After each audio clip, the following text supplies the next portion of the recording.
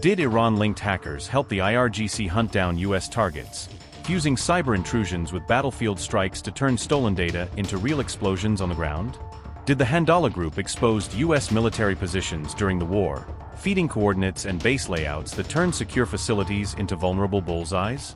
The hacker group guided Mojtaba's missiles and drones onto Trump's forces, showing how keystrokes in cyberspace can direct the flight path of weapons in combat. Iran-linked Handala group claimed it supplied targeting data to IRGC missile and drone units, portraying itself as a key intelligence feeder for recent strikes. According to Tasneem News, the hackers said their database contained up-to-date intelligence on U.S. military bases, suggesting a structured repository of surveillance and location data. Handala further claimed that all designated U.S. military targets selected using this information were successfully hit, framing the operation as proof of their effectiveness. The hacktivist group is widely reported to have links with Iranian state intelligence, blurring the line between independent cyber actors and official security apparatus. It has also allegedly conducted multiple high-profile cyber attacks against U.S. and Israeli networks, building a track record of operations aligned with Iran's regional adversaries.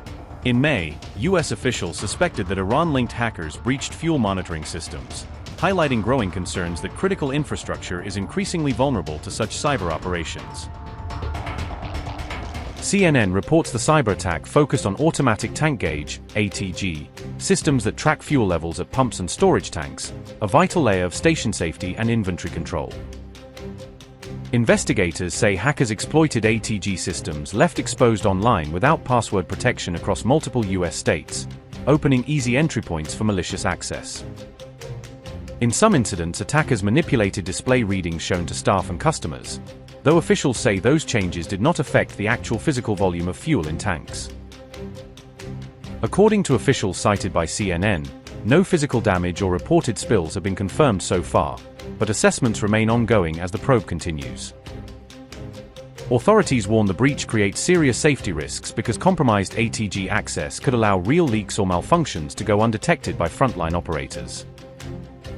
The alleged hack occurred as crude oil prices continued rising amid a major shutdown of Strait of Hormuz traffic, adding another dimension to the energy security worry.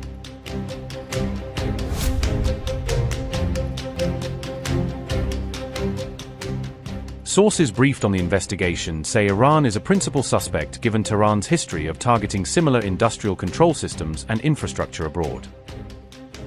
If formally attributed to Tehran, the incident would represent another case in which Iranian-linked actors targeted U.S. critical infrastructure with disruptive cyber campaigns. Cybersecurity specialists note ATG systems have been a known vulnerability for years, often left with default settings or weak protections that invite exploitation. A 2015 Trend Micro test found pro-Iran hackers were quick to discover and target exposed fuel monitoring systems, highlighting a long-standing risk vector. Iran-linked groups have previously targeted U.S. water utilities following the October 7 attacks, demonstrating a pattern of strikes on civilian infrastructure.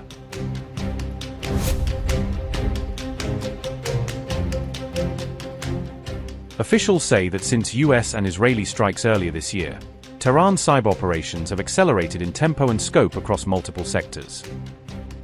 Since February, investigators report Tehran-linked actors have targeted oil, gas, water, and even medical supply chain systems, broadening the range of critical nodes under threat.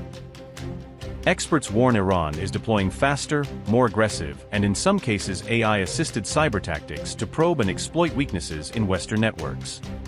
Part of the strategy appears to involve hack-and-leak campaigns, with groups such as Handala using social media to amplify stolen material and sow disruption. U.S. officials also caution about the risk of Iranian interference in upcoming elections, noting cyber and influence operations can be used to erode public confidence. Past incidents cited by authorities include alleged voter-targeted intimidation and information operations around the 2020 U.S. election, forming part of the broader concern.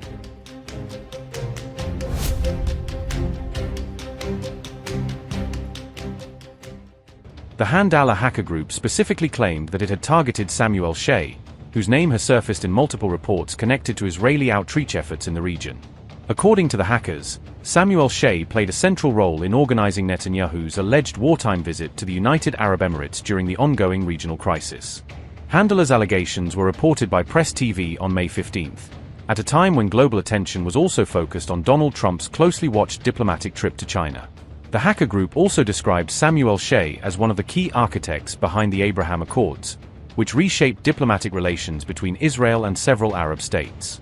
The Abraham Accords were first signed in 2020 and led to the formal normalization of ties between Israel and multiple Arab nations across the Middle East and North Africa. The Iran-backed group said, and I quote, "Shea was a key coordinator of behind-the-scenes arrangements between the Israeli regime and Persian Gulf states, and a central facilitator of covert economic, political, and security relations between Tel Aviv and Abu Dhabi." Through entities such as Gulf Technology Systems, Shea has established an extensive network of joint projects spanning technology, energy, investment, agriculture, and strategic infrastructure involving the regime, the UAE, and other Arab states. The network represents corruption, money laundering, transfer of Israeli security tech to suppress people, and betrayal of Palestinians. All secret contracts, financial transfers, training of security forces, and even economic and intelligence espionage against the axis of resistance were directly overseen by Shea and his team. Shea's involvement in freezing Hezbollah's assets and weakening resistance in Lebanon is fully documented. Shea introduced late convicted sex trafficker and financier Epstein to Emirati businessman Sultan Ahmed bin Sulaim, leading to the involvement of Emirati figures in Epstein's network. Israeli spy agency Mossad used this channel to pressure individuals into compliance.